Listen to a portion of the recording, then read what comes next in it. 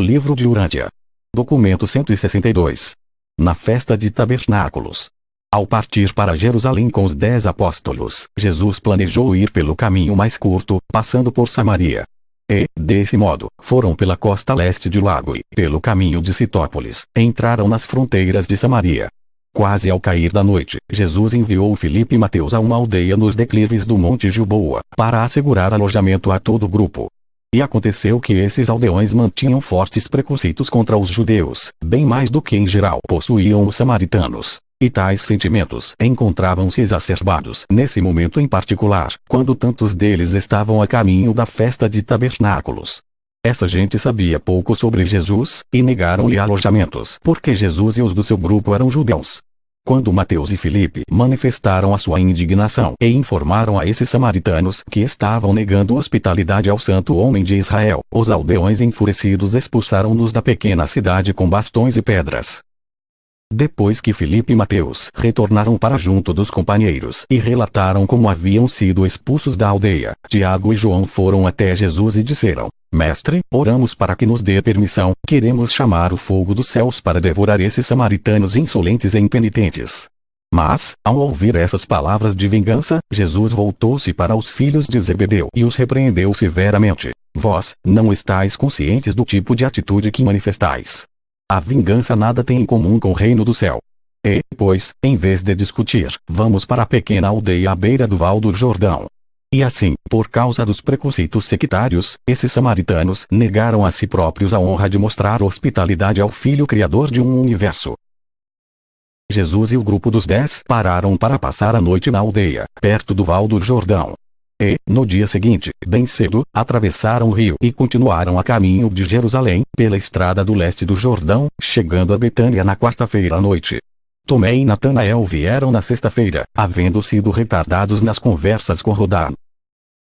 Jesus e os 12 permaneceram na vizinhança de Jerusalém até o fim do mês seguinte, outubro, cerca de 4 semanas e meia depois. Jesus foi à cidade apenas umas poucas vezes, e essas visitas breves foram feitas durante os dias da festa de tabernáculos. Ele passou uma parte considerável de outubro com Abner e os seus condiscípulos em Belém. Os perigos da visita a Jerusalém. Muito antes de partirem da Galiléia, os seus seguidores haviam implorado a Jesus para que fosse a Jerusalém proclamar o evangelho do reino, com o objetivo de que a sua mensagem pudesse contar com o prestígio de ter sido pregada no centro da cultura e do ensino judaico. Mas agora que ele de fato veio a Jerusalém para ensinar, ficaram todos temerosos pela sua vida. Sabendo que o Sinédrio havia tentado trazer Jesus a Jerusalém para julgá-lo, relembrando-se das recentes declarações reiteradas do Mestre de que ele iria sujeitar-se à morte, os apóstolos estavam literalmente atordoados com a súbita decisão de comparecer à festa de tabernáculos. A todas as solicitações anteriores deles, para que fosse a Jerusalém, ele havia respondido: ainda não chegou a hora. E, quanto aos protestos de temor deles, agora, ele apenas respondia: mas a hora chegou. Durante a festa de tabernáculos, Jesus, ousadamente, chegou a ir a Jerusalém por várias ocasiões e ensinou publicamente no templo. Fez isso a despeito dos esforços dos seus apóstolos para dissuadi-lo dessa ideia. Embora eles houvessem, durante um bom tempo, instado a proclamar a sua mensagem em Jerusalém, agora temiam vê-lo entrar na cidade, sabendo muito bem que os escribas e os fariseus encontravam-se dispostos a levá-lo à morte. A ousada presença de Jesus em Jerusalém, mais do que nunca, confundiu os seus seguidores. Muitos dos seus discípulos, e até mesmo Judas Iscariotes, ainda apóstolo, chegaram a pensar que Jesus havia fugido apressadamente para a Fenícia por temer os líderes judeus e Herodes Antipas. E não conseguiam compreender o significado dos movimentos do Mestre. A sua presença em Jerusalém para a festa de tabernáculos, até mesmo contra os conselhos dos seus seguidores, no entanto, foi suficiente para colocar, definitivamente, um fim em todos os murmúrios sobre medo e covardia. Durante a festa de tabernáculos, milhares de crentes de todas as partes do Império Romano viram Jesus, ouviram-no ensinando, e muitos até fizeram a caminhada a Betânia para conversar com ele a respeito do progresso do reino, nos seus próprios distritos. Várias razões havia para que houvessem permitido a Jesus pregar publicamente nos pátios do templo durante os dias da festa, e a principal delas era o temor que surgira, entre os oficiais do Sinédrio, em resultado da divisão secreta de sentimentos dentro as suas próprias fileiras. Era um fato que muitos dos membros do Sinédrio, ou secretamente criam em Jesus ou, então, eram decididamente contra prendê-lo durante a festa, no momento em que uma quantidade tão grande de pessoas se achava presente em Jerusalém, sendo que muitas delas ou acreditavam nele ou ao menos eram amistosas para com o movimento espiritual que ele promovia. Os esforços de Abner e seus companheiros, em toda a Judéia, haviam também feito bastante para consolidar os sentimentos favoráveis ao reino, e tanto foi assim que os inimigos de Jesus não ousaram ser muito francos na oposição. Essa foi uma das razões pelas quais Jesus pôde visitar Jerusalém publicamente e sair dali ainda vivo. 1 ou 2 meses antes disso, certamente teria sido levado à morte. Contudo, a intrepidez ousada que teve Jesus de aparecer publicamente em Jerusalém apavorou os seus inimigos, que não se encontravam preparados para um desafio tão arrojado. Várias vezes, durante esse mês, o Sinédrio fez tentativas ineficazes de prender o mestre, mas tais esforços deram em nada. Os seus inimigos ficaram tão surpreendidos com o comparecimento inesperado de Jesus em público, em Jerusalém, que chegaram a pensar que deveria ter sido prometida a ele a proteção das autoridades romanas. Sabendo que Filipe, o irmão de Herodes Antipas, era quase um seguidor de Jesus, os membros do Sinédrio especularam que talvez Filipe tivesse dado a Jesus a promessa de proteção contra os seus inimigos. E antes que eles despertassem e entendessem que estavam enganados, na suposição de que essa presença súbita e ousada dele, em Jerusalém, fosse devida a um acordo secreto com os oficiais romanos, Jesus havia já deixado a jurisdição deles. Apenas os 12 apóstolos, ao partirem de Magdala, sabiam que Jesus tinha a intenção de comparecer à festa de tabernáculos. Os outros seguidores do mestre ficaram bastante surpresos ao vê-lo nos pátios do templo voltando a ensinar publicamente, e as autoridades judias ficaram pasmadas, para além de qualquer expressão, quando lhes foi relatado que ele estava ensinando no templo.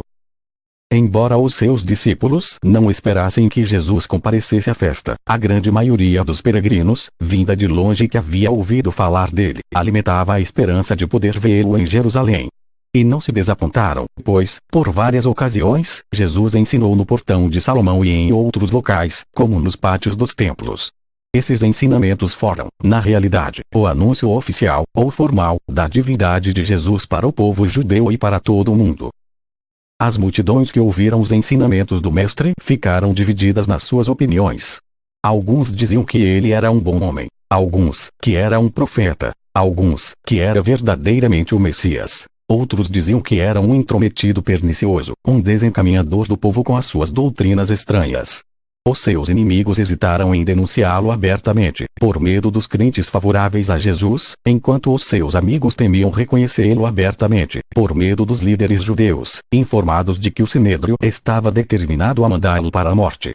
Entretanto, até mesmo os seus inimigos maravilharam-se com seu ensinamento, sabendo que ele não havia sido instruído nas escolas dos rabinos. Toda vez que Jesus ia a Jerusalém, os seus apóstolos ficavam tomados pelo terror. E sentiam mais medo porque, dia a dia, escutavam os seus pronunciamentos cada vez mais corajosos a respeito da natureza da sua missão na terra. Eles não estavam acostumados a ouvir Jesus fazer asserções tão peremptórias, e afirmações tão espantosas, mesmo pregando entre amigos. A primeira palestra no templo. Na primeira tarde em que Jesus ensinou no templo, um grupo considerável sentou-se para ouvir as suas palavras, que descreviam a liberdade do novo evangelho, e havia júbilo naqueles que creram nas boas novas. Um ouvinte curioso, então, interrompeu para perguntar: Mestre, como é que tu podes citar as Escrituras e ensinar tão fluentemente ao povo, sendo que fui informado de que não aprendeste segundo os ensinamentos dos rabinos? Jesus respondeu: Nenhum homem ensinou-me as verdades que eu vos declaro. E esse ensinamento não é meu e sim dele, que me enviou. Se qualquer homem deseja realmente fazer a vontade do meu Pai, necessita com certeza de conhecer o meu ensinamento, seja ele vindo de Deus ou sejam palavras vindas de mim. Aquele que fala por si próprio busca a sua própria glória, mas, quando eu falo as palavras do Pai, com isso eu busco a glória dele, que me enviou. Antes de tentardes entrar na nova luz, entretanto, não deveis antes seguir a luz que já tendes. Moisés vos deu a lei, mas quantos de vós tentais honestamente atender às exigências dele? Moisés, nessa lei, ordena-vos, dizendo: não matareis. E, apesar dessa ordem, alguns de vós buscais levar à morte ao Filho do Homem. Ao ouvir essas palavras, o povo começou a discutir entre si. Alguns disseram que ele estava louco, alguns que era um demônio. Outros disseram ser esse de fato o profeta da Galileia, a quem escribas e fariseus há muito vinha tentando matar. Alguns disseram que as autoridades religiosas estavam com medo de molestá-lo. Outros achavam que ainda não se tinha colocado as mãos nele porque haviam tornado-se crentes dele. Após um debate considerável, alguém, na multidão, deu um passo à frente e perguntou a Jesus: por que os dirigentes tentam matá-lo?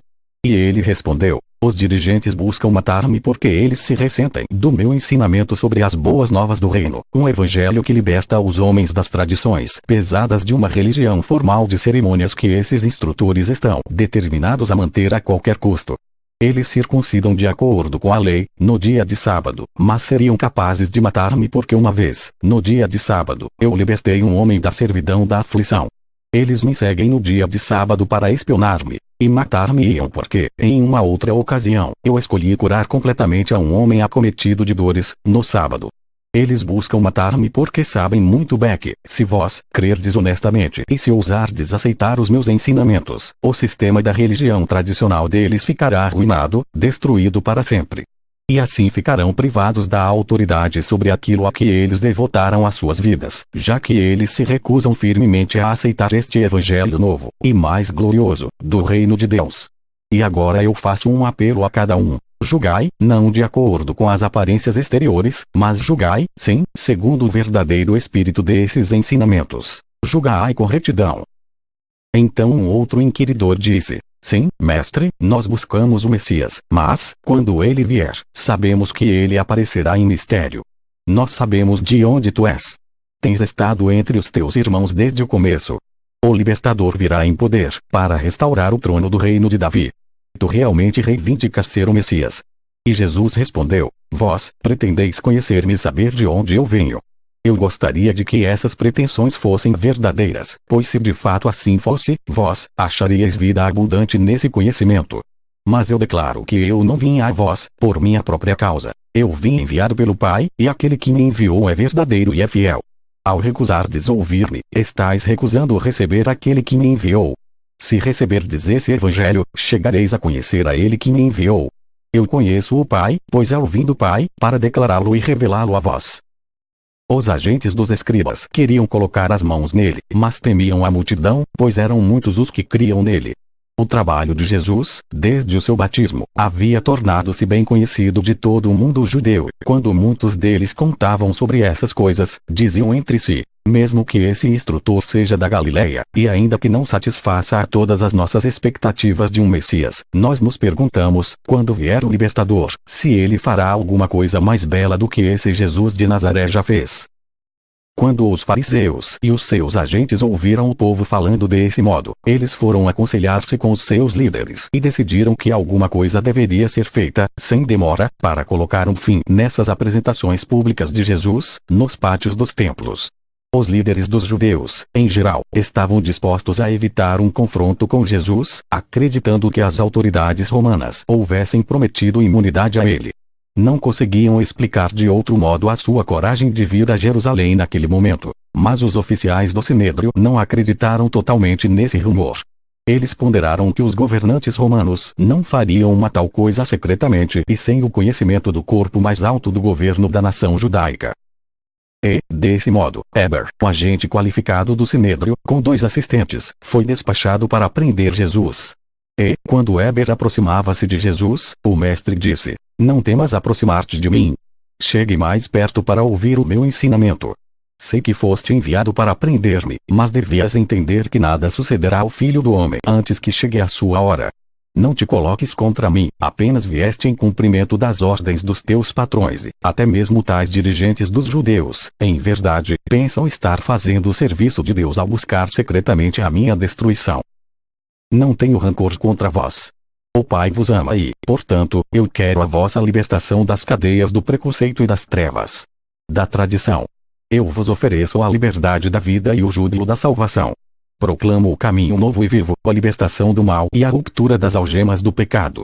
Eu vim para que vós pudesseis ter a vida, e tê-la eternamente. Se vós buscais livrar-vos de mim e dos meus ensinamentos inquietantes, deveríeis compreender que devo estar convosco apenas um pouco mais. Em pouquíssimo tempo eu irei para ele, que me enviou a este mundo. E, então, muitos de vós ireis ansiosamente procurar por mim, mas não tereis a minha presença, pois onde eu devo ir vós não podeis chegar. Porém todos aqueles que verdadeiramente tentarem encontrar-me, em algum momento, irão alcançar a vida que conduz à presença do meu Pai.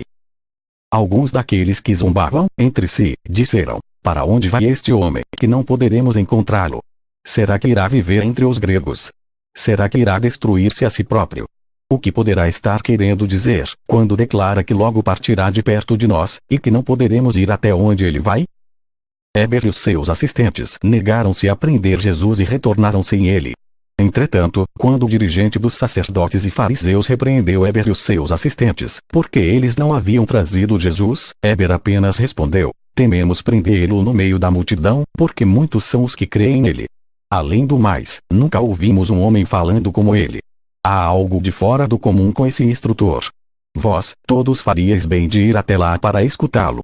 E, quando os principais dirigentes ouviram essas palavras, ficaram surpresos e disseram insultuosamente a Heber: tu também já te desgarraste. Acaso estás à beira de crer nesse enganador? Já ouviste falar de algum dos nossos homens cultos ou de algum dos dirigentes que acreditaram nele? Alguém dentre os escribas ou dentre os fariseus já teria sido enganado por esses ensinamentos astutos. Como podes tu estar influenciado pelo comportamento dessa multidão ignorante, que não conhece a lei nem os profetas? Acaso não sabes que esse povo inculto está amaldiçoado? E Heber então respondeu: mesmo assim, meus mestres, esse homem diz palavras de misericórdia e de esperança à multidão. Ele encoraja os desalentados, e as suas palavras foram confortantes até mesmo para as nossas almas. O que pode haver de errado nesses ensinamentos, mesmo que ele não seja o Messias das Escrituras? E ainda assim a nossa lei não exige justiça. Condenamos um homem antes de ouvi-lo? O dirigente do Sinédrio ficou irado com Heber e, voltando-se para ele, disse: ficaste louco. Acaso também és da Galileia? Busca nas Escrituras, e descobrirás que, da Galileia, não sai nenhum profeta, muito menos o Messias. O Sinédrio dispersou-se em confusão e Jesus recolheu-se em Betânia para passar a noite. A mulher surpreendida em adultério. Foi durante essa visita a Jerusalém que Jesus esteve com uma certa mulher de má reputação. Ela foi trazida à presença de Jesus pelos que a acusavam e pelos inimigos dele. A narrativa distorcida, que vós conheceis, desse episódio sugere que tal mulher tenha sido trazida diante de Jesus pelos escribas e fariseus, e que Jesus lidou com eles, como que para indicar que esses líderes religiosos dos judeus pudessem, eles próprios, ser culpados de imoralidade. Jesus sabia muito bem que, embora esses escribas e fariseus fossem cegos espiritualmente e preconceituosos intelectualmente por causa da sua lealdade à tradição, deviam estar entre os homens mais íntegros moralmente daqueles dias e daquela geração. Eis o que realmente aconteceu. Cedo, na terceira manhã da festa, quando Jesus aproximava-se do templo, um grupo de agentes contratados pelo Sinédrio veio ao seu encontro. Eles traziam consigo, à força, uma mulher. Ao aproximar-se, o porta-voz deles disse: mestre, esta mulher foi encontrada em adultério, no ato mesmo. Ora, a lei de Moisés manda que apedrejemos esta mulher. O que dizes sobre o que deve ser feito com ela? O plano dos inimigos de Jesus, se ele sustentasse a lei de Moisés, exigindo que a transgressora confessa fosse apedrejada, era envolvê-lo em dificuldades com os governantes romanos, que haviam negado aos judeus o direito de infligir a pena de morte sem a aprovação de um tribunal romano. Se ele proibisse o apedrejamento da mulher, eles iriam acusá-lo, diante do Sinédrio, por colocar-se acima de Moisés e da lei judaica. Se ele permanecesse em silêncio, eles o acusariam de covardia. O mestre, todavia, manobrou a situação de um modo tal que toda a armadilha desmoronou com o peso da própria sordidez. Essa mulher, outrora decente, era a esposa de um cidadão inferior de Nazaré, um homem que tinha causado dificuldades a Jesus durante os seus dias de juventude. Havendo o homem casado com essa mulher, forçava-a vergonhosamente a ganhar a vida, fazendo comércio do próprio corpo. Ele havia vindo festa, em Jerusalém, para que a sua mulher pudesse prostituir-se por ganhos financeiros. Ele havia aceitado uma barganha com os mercenários dos dirigentes judeus, traindo, assim, a sua própria mulher no seu vício comercializado. E, assim, vinham com a mulher e o companheiro de transgressão, com o propósito de surpreender Jesus, fazendo alguma declaração que pudesse ser usada contra ele próprio, para a sua prisão. Jesus, procurando na multidão, viu o marido dela, detrás de outras pessoas. Sabia que espécie de homem era esse marido e percebeu que fazia parte da transação desprezível. Jesus andou até perto de onde esse marido degenerado estava e escreveu na areia algumas palavras que o fizeram ir embora às pressas. Então Jesus veio diante da mulher e escreveu de novo no chão algo para os seus possíveis acusadores. E, quando eles leram essas palavras, também foram embora, um a um. E quando o mestre escreveu pela terceira vez na areia, o companheiro de pecado da mulher, por sua vez partiu. E, assim, o mestre levantou-se depois de escrever e contemplou a mulher sozinha diante dele. Jesus disse: Mulher, onde estão os teus acusadores? Ninguém ficou para apedrejar-te? E a mulher, levantando os olhos, respondeu: Ninguém, Senhor. E então Jesus disse: Conheço bem sobre você, mas nem eu te condeno. Toma o teu caminho em paz. E essa mulher, Idana, renunciou ao seu marido perverso e juntou-se aos discípulos do reino. A festa de tabernáculos. A presença de pessoas de todo o mundo conhecido, da Espanha à Índia, fazia da festa de tabernáculos uma ocasião ideal para que Jesus, pela primeira vez, proclamasse publicamente, em Jerusalém, todo o seu evangelho. Nessa festa, o povo ficava boa parte do tempo ao ar livre, em cabanas feitas de folhagens. Era uma festa das colheitas e, estando assim no frescor dos meses de outono, os judeus do mundo inteiro frequentavam essa festa em maior número do que a da Páscoa ao final do inverno, ou a de Pentecostes no começo do verão. Os apóstolos contemplavam o seu mestre, afinal, fazendo o anúncio corajoso da sua missão na terra, por assim dizer, perante todo o mundo. Essa era a festa das festas, pois todo sacrifício que não houvesse sido realizado nas outras festas podia ser feito nessa época. Era a ocasião para a recepção das oferendas ao templo. Era uma combinação dos prazeres das férias com os ritos solenes da adoração religiosa. E era uma época de júbilo racial, mesclado a sacrifícios, a cantos levíticos e a toques solenes das trombetas prateadas dos sacerdotes. À noite, em um espetáculo impressionante, o templo e as multidões de peregrinos eram brilhantemente iluminados pelos grandes candelabros, que queimavam, com muito brilho, nos pátios das mulheres, e também pelo resplendor de dezenas de tocheiros nos pátios do templo. Toda a cidade ficava alegremente decorada, exceto o castelo romano de Antônia, que dominava, em um contraste sinistro, essa cena festiva e adoradora. E como os judeus odiavam essa lembrança, sempre presente, do jugo romano. 70 touros eram sacrificados durante a festa, simbolizando as 70 nações do paganismo. A cerimônia do derramamento da água simbolizava o espargimento do Espírito Divino. Essa cerimônia da água era precedida da procissão dos sacerdotes e dos levitas, ao nascer do sol. Os adoradores caminhavam pelos degraus que iam do pátio de Israel ao pátio das mulheres, enquanto ouvia-se o soar sucessivo das trombetas prateadas. E então os fiéis marchavam até o belo portão, que se abria para o pátio dos gentios. E ali, davam uma meia volta para retomar pelo oeste, repetindo os seus cânticos e continuando a sua marcha para a água simbólica. Quase 450 sacerdotes, aproximadamente, junto com o número correspondente de levitas, oficiaram no último dia da festa. Ao alvorecer, os peregrinos reuniam-se, de todas as partes da cidade, cada um deles carregando na mão direita um ramalhete feito de murta, de salgueiro e de ramos de palma, enquanto na mão esquerda eles carregavam um ramo da maçã do paraíso, a cidra, ou a fruta proibida. Esses peregrinos dividiam-se em 3 grupos para a cerimônia do alvorecer. Uma parte permanecia no templo, a fim de presenciar os sacrifícios da manhã. Outro grupo marchava de Jerusalém até perto de Masa, com o fito de cortar os ramos de salgueiro para adornar o altar dos sacrifícios. Já o terceiro grupo formava uma procissão que seguia de perto o sacerdote com a água. Este, ao som das trombetas prateadas, levava o cântaro dourado que iria conter a água simbólica de Ofel, partindo do templo e seguindo até a proximidade de Siloé, onde estava localizado o portão da fonte.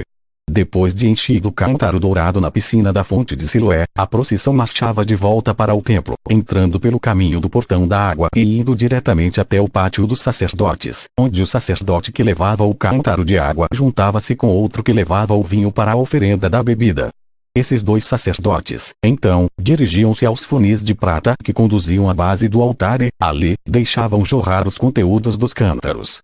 O cumprimento desse ritual, de fazer jorrar o vinho e a água, era o sinal para que os peregrinos reunidos começassem a cantar os salmos, desde o até o, inclusive, alternando-se com os levitas. E, enquanto repetiam esses versos, faziam ondular os seus ramos no altar. Então, vinham os sacrifícios do dia, relacionados com o repetir do salmo da data, sendo o 82º salmo do último dia desta festa, começando pelo 5º verso. O sermão sobre a luz do mundo. Da noite do dia seguinte até a última noite da festa, quando a cena era brilhantemente iluminada pelas luzes dos candelabros e dos tocheiros, Jesus permaneceu em meio da multidão reunida e disse: Eu sou a luz do mundo. Aquele que me segue não andará na escuridão, mas terá a luz da vida.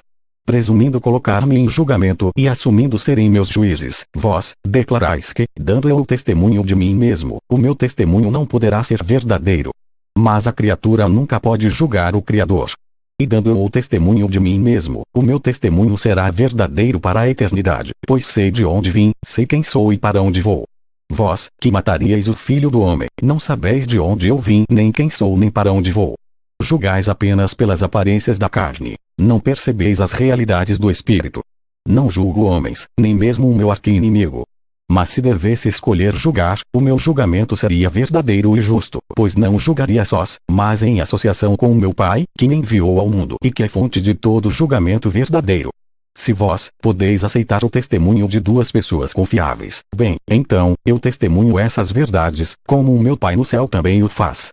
E, quando eu vos disse isso, ontem, na vossa escuridão, vós perguntastes a mim: onde está o teu Pai? Verdadeiramente, não conheceis, nem a mim, nem a meu Pai, pois se tivesseis conhecido a mim, vós teríeis também conhecido o Pai. Já vos disse que vou embora e que vós procurareis por mim e não me encontrareis, pois, para onde vou, não podeis ir. Vós, que rejeitastes essa luz, vindes de baixo, eu venho de cima. Vós, que preferistes ficar na escuridão, sois deste mundo. Eu não sou deste mundo e vivo na luz eterna do Pai das luzes. Todos vós tivestes oportunidades abundantes de saber quem sou, mas tereis ainda outras evidências confirmando a identidade do Filho do Homem. Eu sou a luz da vida, e todo aquele que, deliberadamente, e com a compreensão disso, rejeitar essa luz salvadora, morrerá dos próprios pecados. Muito tenho para vos contar, mas sois incapazes de receber as minhas palavras. Contudo, aquele que me enviou é verdadeiro e fiel. O meu Pai ama até mesmo os seus filhos no erro. E tudo que o meu Pai disse eu também proclamo ao mundo.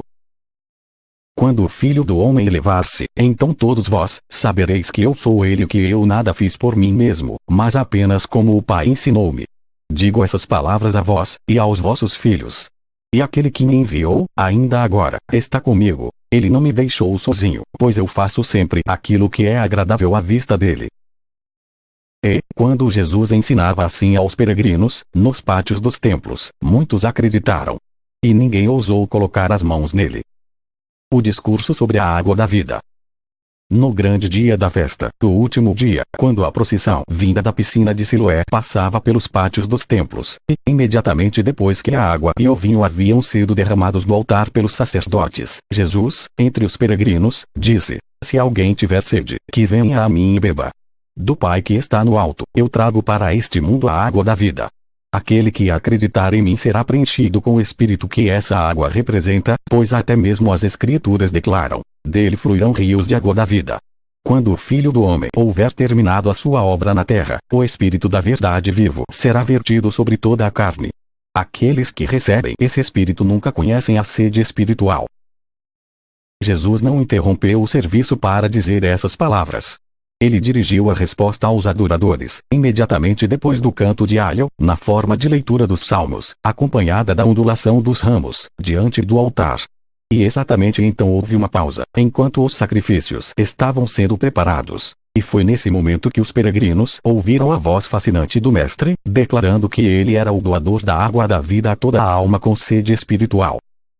Na conclusão desse serviço matinal, Jesus continuou a ensinar a multidão, dizendo: Não lestes nas Escrituras: Vede, do mesmo modo que as águas são derramadas no chão seco e aspergidas sobre o solo ressecado, eu irei dar o Espírito da Santidade para que seja vertido como uma bênção sobre os vossos filhos e mesmo sobre os filhos dos vossos filhos. Porque ireis ter sede da ministração do Espírito, se buscais banhar as vossas almas com a água das tradições dos homens vinda dos cântaros quebrados pelo serviço cerimonial. O que vedes acontecendo nesse templo é o modo pelo qual os vossos pais buscavam simbolizar a dádiva do Espírito Divino aos filhos da fé, e fizestes bem em perpetuar esses símbolos até os dias atuais. Mas, agora, a revelação do Pai dos Espíritos chegou a essa geração, por meio da outorga do seu Filho, e tudo isso irá certamente ser seguido da dádiva do Espírito do Pai e do Filho aos filhos dos homens. Para todo aquele que tem fé, essa dádiva do Espírito torna-se-á o verdadeiro mestre do caminho que leva à vida eterna, às águas verdadeiras da vida, ao reino do céu sobre a terra e ao paraíso do Pai lá em cima. E Jesus continuou a responder às perguntas da multidão e às dos fariseus. Alguns julgavam que fosse um profeta, alguns acreditavam que fosse um Messias, outros diziam que ele não podia ser o Cristo, sabendo que havia vindo da Galiléia e que o Messias iria restaurar o trono de Davi. Mas não ousaram prendê-lo, ainda. O discurso sobre a liberdade espiritual. Na tarde do último dia da festa, e depois que os apóstolos viram frustrados os seus esforços para persuadi-lo a partir de Jerusalém, Jesus novamente foi ao templo e ensinou. Encontrando um grande grupo de crentes reunidos no portão de Salomão, ele dirigiu-se a eles, dizendo: Se as minhas palavras encontram residência em vós, e se estáis dispostos a fazer a vontade do meu Pai, então, verdadeiramente sois discípulos meus. Vós conhecereis a verdade e a verdade tornar-vos-á homens livres. Eu sei como vós ireis responder-me: nós somos os filhos de Abraão e não somos escravos de ninguém. Como então os seremos libertados? Ainda assim, eu não falo da submissão exterior a leis de outrem, eu me refiro às liberdades da alma. Em verdade, eu vos digo que todo aquele que comete pecados é escravo do pecado. E vós, sabeis que o escravo não está destinado a habitar, para sempre, na casa do Senhor. Vós, sabeis também que o filho permanece na casa do seu pai. Se, portanto, o filho vos libertar e vos transformar em filhos, então, vós, sereis de fato livres. Sei que sois a semente de Abraão, ainda assim, os vossos líderes tentam matar-me, porque ainda não permitiram que a minha palavra tivesse a influência transformadora em seus corações. Suas almas estão lacradas pelo preconceito e cegas pelo orgulho e vingança. Eu vos declaro a verdade, que o Pai Eterno me mostra, enquanto esses instrutores iludidos buscam fazer as coisas que aprenderam apenas dos seus pais temporais. E, quando responderdes que Abraão é vosso pai, então, eu vos direi que, se fosseis filhos de Abraão, vós, faríeis as obras de Abraão. Alguns, dentre vós, acreditam no meu ensinamento, mas outros procuram destruir-me porque eu vos disse a verdade que recebi de Deus. Mas Abraão não tratou assim a verdade de Deus. Percebo que alguns, dentre vós, estão determinados a fazer as obras do maligno. Se Deus fosse vosso Pai, vós, conhecer-me-ieis e amaríeis a verdade que revelo. Não podeis ver que venho do Pai, que sou enviado por Deus, que não estou fazendo esse trabalho apenas por mim próprio. Porque não compreendeis minhas palavras? Será porque escolhestes tornar-vos os filhos do mal? Se vós sois os filhos das trevas, dificilmente caminhareis à luz da verdade que eu revelo. Os filhos do maligno seguem apenas os caminhos do seu pai, que foi um enganador e não permaneceu com a verdade porque não havia nenhuma verdade nele. Mas agora vem o Filho do Homem falando e vivendo a verdade, e muitos dentre vós vos negais a crer. Qual de vós me condenais como pecador? Se eu, então, vivo e proclamo a verdade mostrada a mim pelo Pai, porque não acreditais? Aquele que é de Deus ouve contente as palavras de Deus. E é esse um motivo pelo qual muitos de vós não ouvis as minhas palavras, porque não sois de Deus. Os vossos instrutores presumiram até mesmo dizer que eu faço a minha obra com o poder do príncipe dos demônios. Alguém aqui acabou de dizer que eu tenho comigo um demônio, que eu sou um filho do demônio. Mas todos vós, que lidais honestamente com as vossas próprias almas, sabeis perfeitamente bem que eu não sou um demônio. Vós, sabeis que eu honro o Pai até mesmo quando vós me desonrais. Eu não busco a minha própria glória, apenas a glória do meu Pai do paraíso. E eu não vos julgo, pois há um que julga por mim. em verdade, eu digo a vós, que acreditais no Evangelho que, se um homem mantiver viva essa palavra de verdade no seu coração, ele nunca sentirá o gosto da morte. E agora, bem ao meu lado, um escriba diz que essa afirmação prova que eu tenho comigo um demônio, vendo que Abraão está morto, e também os profetas. E ele pergunta, és assim tão maior do que Abraão e os profetas, a ponto de ousares ficar aqui dizendo que aquele que mantiver a tua palavra não provará da morte? Quem reivindica ser a ponto de ousares fazer tais blasfêmias? E a tudo isso eu digo que, se eu glorifico a mim próprio, a minha glória é como nada. Mas é o Pai que me glorificará, o mesmo Pai a quem chamais de Deus. Mas vós, não chegastes a conhecer esse vosso Deus e meu Pai, e eu vim para unir-vos, para mostrar-vos como vos tornar verdadeiramente filhos de Deus. Embora não conheçais o Pai, eu o conheço verdadeiramente. E mesmo Abraão rejubilou-se de ver o meu dia e, pela fé, viu esse dia e ficou contente. Quando os judeus descrentes e os agentes do Sinédrio, então já reunidos ali, ouviram essas palavras, iniciaram um tumulto, berrando, tu não tens nem 50 anos de idade e ainda falas em ter visto Abraão, tu és um filho do demônio. Jesus ficou incapacitado de continuar o seu discurso.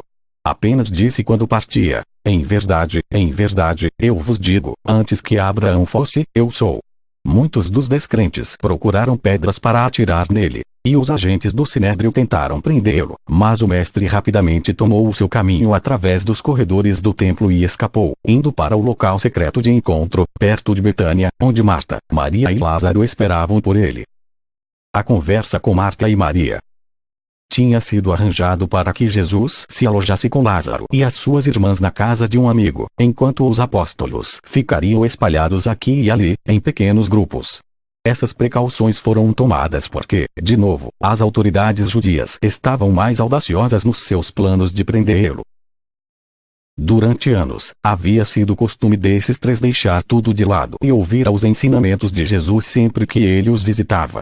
Com a perda dos seus pais, Marta havia assumido as responsabilidades da vida doméstica e, sendo assim, nessa ocasião, enquanto Lázaro e Maria se mantinham assentados aos pés de Jesus, bebendo do seu ensinamento restaurador, Marta cuidava de servir a refeição da noite. Deveria ser explicado que Marta se distraía com inúmeras tarefas pouco necessárias e úteis, e que ficava sobrecarregada com muitos cuidados triviais. Tal era a sua tendência. Ao mesmo tempo em que se ocupava com todos esses supostos deveres, Marta ficava perturbada porque Maria nada fazia para ajudar. E, sendo assim, ela foi a Jesus e disse, Mestre, não te importas com a minha irmã me deixando, sozinha, fazer todo o serviço?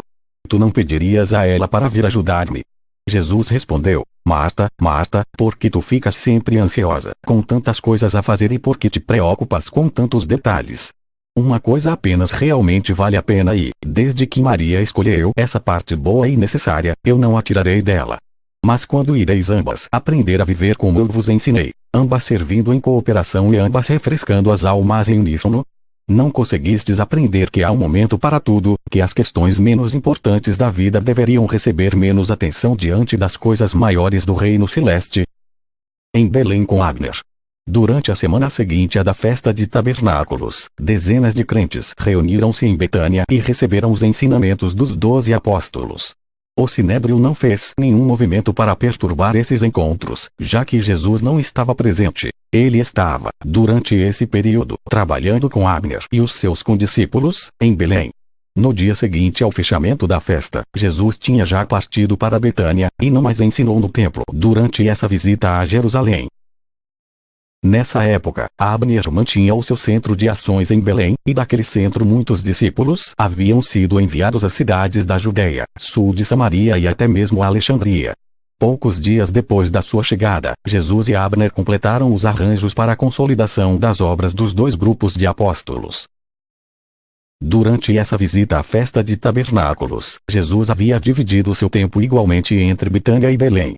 Em Betânia ele passou um tempo considerável com os seus apóstolos. Em Belém deu bastante instrução a Abner e aos outros antigos apóstolos de João. E foi esse contato íntimo que, afinal, os levou a crerem nele.